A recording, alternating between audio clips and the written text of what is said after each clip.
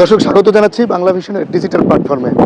আমি এই মুহূর্তে রয়েছি বরিশালের যে গোমা সেতু আলোচিত, সেই গোমা সেতুতে। এটির আসলে উচ্চতা কম হওয়ার কারণে মূলত এই ব্রিজটি এতদিন যাবৎ স্থবির হয়েছিল।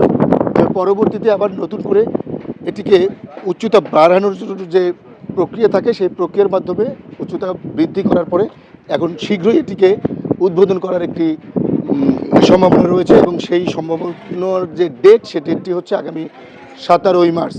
তো আসলে আপনাদেরকে একটু দেখানোর চেষ্টা করছি যে এই যে ব্রিজটি আপনারা দেখতে পাচ্ছেন, এখানে এর আগে যে উচ্চতা ছিল, সেই উচ্চতা অনুযায়ী নিচ থেকে দূরপাল্লার যে লঞ্চগুলো ছিল, বড় লঞ্চ, সেই লঞ্চগুলো একটা যাতায়াতে বিঘ্ন হতো। তো এই বিষয়টি গণমাধ্যমের দৃষ্টি আকর্ষণ হওয়ার পরে যখন ধারাবাহিক প্রতিবেদন হয়, বিশেষ করে বাংলা ভিশনে যখন এই বিষয়টি নিয়ে প্রতিবেদন হয়েছিল, তার পরপরই কিন্তু কর্তৃপক্ষের দৃষ্টি আকর্ষণ হয়। দৃষ্টি আকর্ষণ করার পরে দীর্ঘদিন এটি বন্ধ ছিল। বন্ধ হওয়ার পরে সবশেষ গত প্রায় 1 বছর যাবৎ বা তার বেশি সময় ধরে এটির কাজ আবার শুরু হয়। শুরু হওয়ার পরে নতুন করে এটির উচ্চতা বৃদ্ধি করার যে প্রক্রিয়া, সেটি এখন প্রায় শেষ পর্যায়ে। আমি এখন একটু কথা বলতে চাই এই ব্রিজটির যিনি দায়িত্বে রয়েছেন, যিনি এটির ঠিকাদার, তার কাছ থেকে আমরা মূলত এই সম্পর্কে একটু জানবো। জনাব মাহফুজুর রহমান, আপনার কাছ থেকে একটু জানতে চাই, এই ব্রিজটি তো দীর্ঘদিন যাবৎ বন্ধ হয়েছিল উচ্চতার জটিলতার কারণে। তো সেটি আসলে পরবর্তীতে কোন প্রক্রিয়ায় এটিকে উচ্চতা বৃদ্ধির জন্য প্রক্রিয়া গ্রহণ করা হলো, সেই বিষয়ে একটু আমাদেরকে জানান। সেতুটি শুরু হওয়ার পর নৌ পরিবহন মন্ত্রণালয় উচ্চতা নিয়ে এটা আপত্তি দেয়, যেখান থেকে লঞ্চ চলাচল করে, এটা উচ্চতা বৃদ্ধি করা প্রয়োজন। এই কারণে 2 বছর সেতু নির্মাণ কাজ বন্ধ ছিল, 2 বছর পিছিয়ে যায়। 2 বছর পর এটা সিদ্ধান্ত হয়েছে যে এটা আগের চেয়ে 6 ফিট উচ্চতা বৃদ্ধি করার জন্য এবং মাঝখানের স্পান 80 মিটার স্টিল সেতু নির্মাণ হবে। তো এই স্টিল সেতু নির্মাণের ডিজাইন প্রণয়ন, এই আবার নূতন করে দরপত্র আহ্বান, কিন্তু বেশ সময় অপচয় হয়েছে।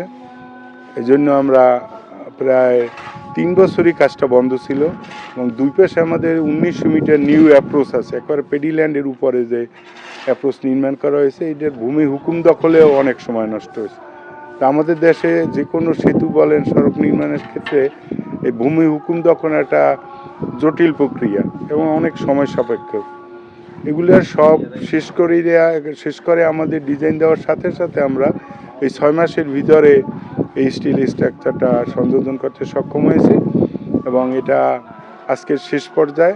আমরা মনে করছি ডিপার্টমেন্টের কাছেও আমরা এটা জানিয়েছি যে এটা ঈদুল ফিতরের পূর্বেই আমাদের এটা যানবাহন চলাচলের জন্য উন্মুক্ত করে দেওয়া সম্ভব।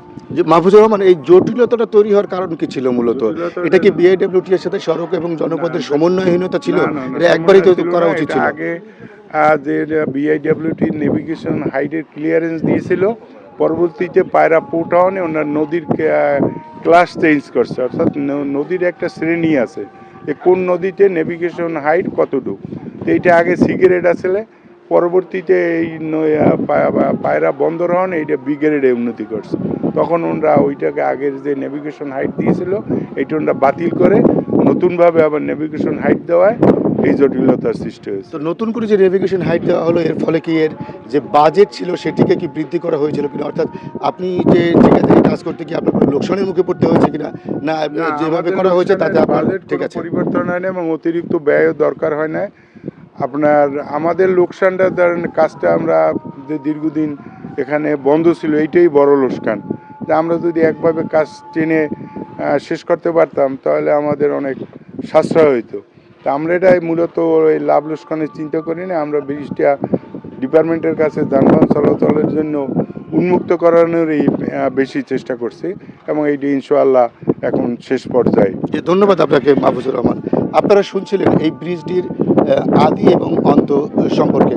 আসলে এই যে ব্রিজটি, এই ব্রিজটিতে কিন্তু হাজার হাজার মানুষ এই ব্রিজটি এর আগে এখানে যখন খেওয়া ছিল, অর্থাৎ ফেরি পারাপার এখানে এটা ছিল, এই ফেরি পারাপারের মাধ্যমে যাওয়া আসা করতো, যে কারণে এখানকার মানুষের দীর্ঘদিনের প্রাণের দাবি ছিল এই ব্রিজটি। তবে অতঃপর সেই ব্রিজটি উদ্বোধনের দ্বার প্রান্তে, হয়তো আগামী 17 তারিখে এটি উদ্বোধন হওয়ার কথা রয়েছে। তো এই ছিল আমার কাছে বরিশাল থেকে এই ব্রিজটির সবশেষ যে আপডেট খবর, সেটি। পরবর্তীতে অন্য কোনো বিষয় নিয়ে আবার হাজির হব আপনাদের সামনে। সে পর্যন্ত ভালো থাকুন, সুস্থ থাকুন।